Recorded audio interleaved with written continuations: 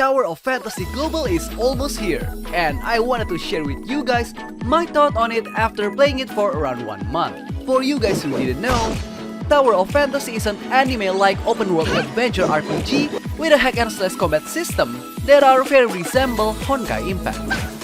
But instead of switching character, in Tower of Fantasy, you will be switching between 3 weapons.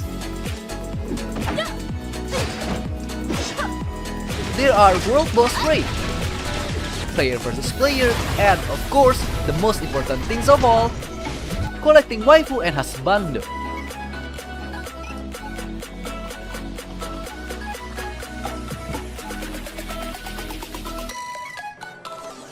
But there is some factor that, in my opinion, really made the game special.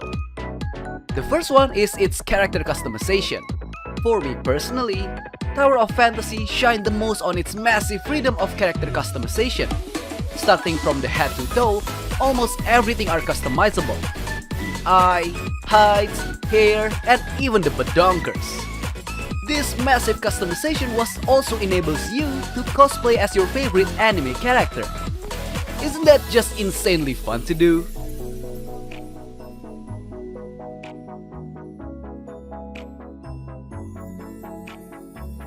And of course, there is also some cosmetic like outfit for your character that you can buy with real money.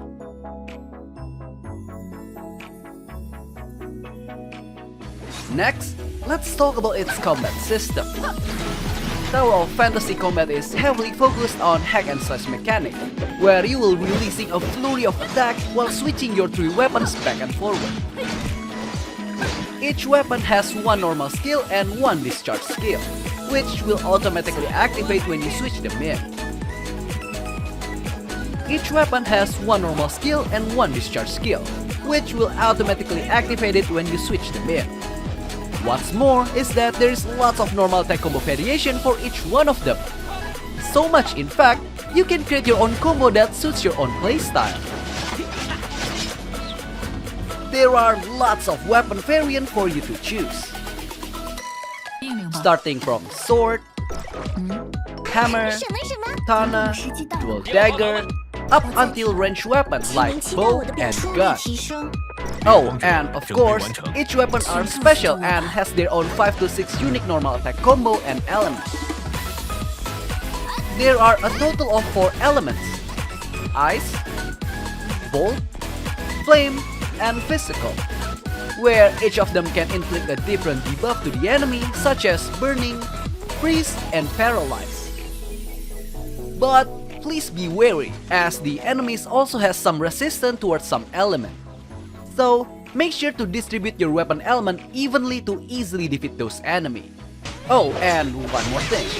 There is this mechanic called perfect dodge in Tower of Fantasy, which when you dodge an attack perfectly, the world will be slowed down and give you the chance to counterattack the enemy, just like time fracture in Honkai Impact.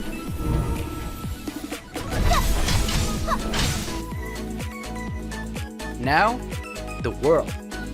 Because it was an open world game, you can expect it to look and feel like Genshin Impact open world. There are Tower of Fantasy version of Statue of 7, which will open up the map and teleportation waypoint to instantly teleport to other places. There will be also dungeon and chests there that are scattered around the world to be found.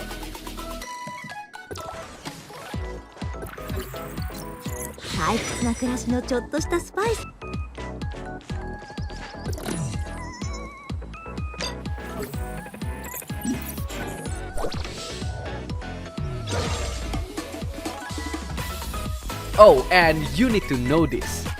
One of the chests are called Supply Pot, and by opening it, you can get a Dark Crystal and Gold Nucleus, which is equal to Primogems and Acquainted Fate. Yep, that's right, easy free rolls by just opening chests. You can also get the Gold Nucleus from clearing puzzles.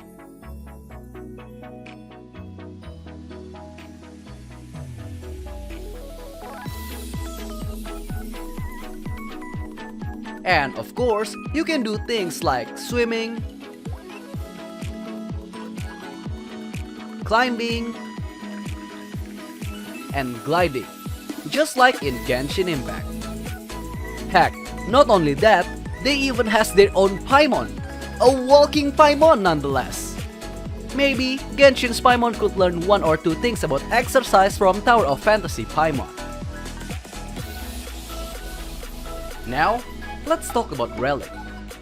Relics are tools that can be used to aid players when playing Tower of Fantasy, and it can be separated into two types: the Combat Relics and the Exploration Relics.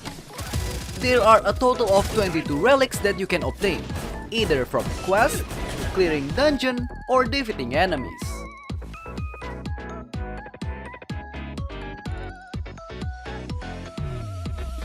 Next one is the Mount. It's basically your ride for you to be able to traverse towards a location faster and easier.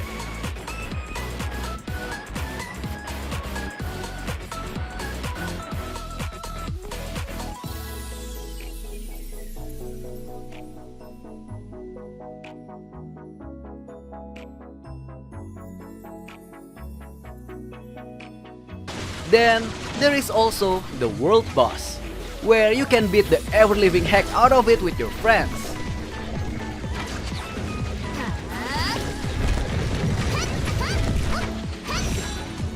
But what crazier is that by defeating the World Boss, you can actually get a 5-star character as drop.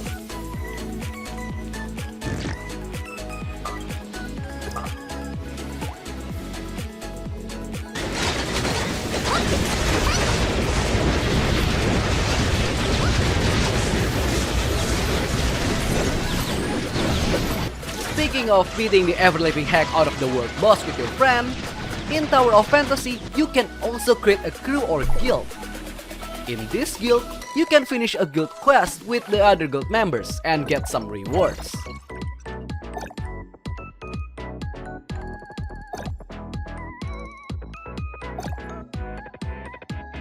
You can also request items from your other guild member. How cool is that? Oh, I almost forgot to mention, but there is actually one thing that I really love from Tower of Fantasy, and it was this massive assortment of unique minigames that you can try. By clearing the minigames, you can obtain points that can be exchanged with upgrade materials.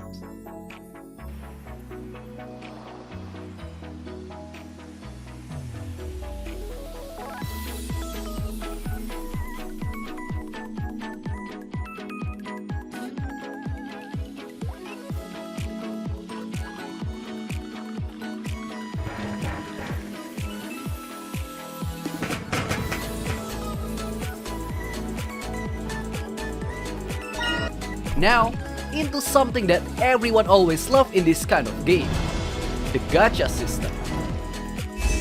In Tower of Fantasy, you can obtain characters and metrics from its gacha. The character gacha piri is 80, and the metrics gacha piri is 40. But wait a minute, what's the point of character customization if we're gonna use the gacha character in the end? Well, that's the neat part. In Tower of Fantasy, when you get a character, you will also get its weapon, and you can choose to not use the character, but still use the weapon, giving you all of the ability without changing your looks. 随时待命。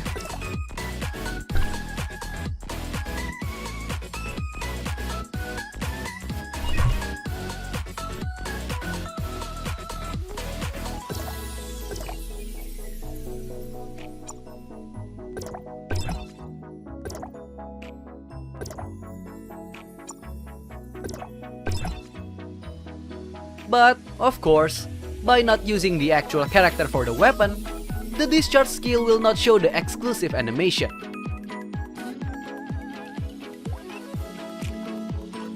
Just like in Genshin Impact, there is a constellation system in the Tower of Fantasy. By unlocking the constellation, you will unlock the passive skills of the weapon.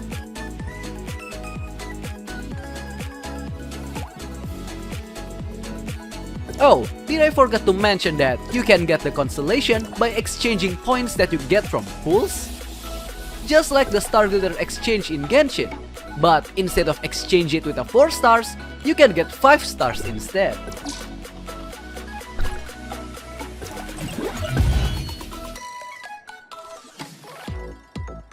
The gacha rate was also slightly better than Genshin Impact. I even managed to obtain 3 5 stars in a single 10 pulls. In contrary with Genshin Impact, I can't even manage to get 2 5 star in a single 10 pull even after playing it for 2 years. Based on this, I'm pretty confident that you can get a character up to Constellation 6 without even spending any money in this game. Besides the standard and limited character banner, there are also Matrix banner and limited Matrix banner. But what is a Matrix?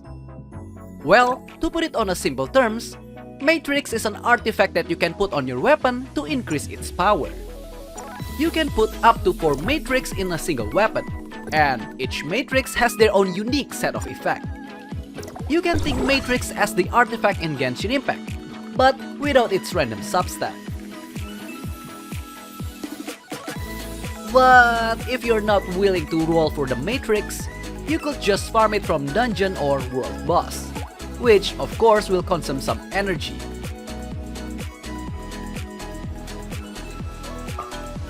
But please do take note that the farmable Matrix are the one that only existed in the Matrix banner.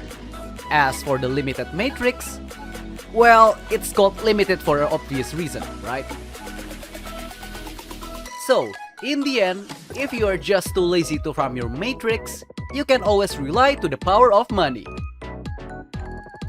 If you are actively playing Tower of Fantasy, you will be rewarded with its daily login, which will give you a free pulse. There is also Bygone Phantasm that's basically an abyss for Tower of Fantasy. And, of course, there is also this PvP where you can fight other random players.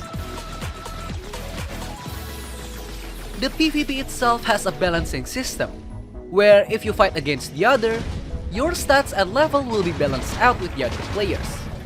For example, currently, my level are 74, but when I enter the PvP, my character level will be adjusted to 50. So, it doesn't really matter if you are a whale or free to play, since you will rely solely on your skill to win. In conclusion, Tower of Fantasy might not be as smooth as Genshin, but it genuinely had their own unique gameplay that are super interesting. And in addition, this game was also very F2P friendly, because you can potentially get all of the 5-star character in the standard banner and even possibly raise them up until C6. Since we can just farm the character either from world boss, killing monsters, daily quests, opening chests, and even exploration. Still though, for limited character and Matrix, you will need Red Nucleus, the intertwined fate of Tower of Fantasy. But don't worry, the developers are actually quite generous with their free Red Nucleus and Dark Crystal. So, what do you guys think? Are you guys interested to try Tower of Fantasy? Share your thoughts in the comment section down below.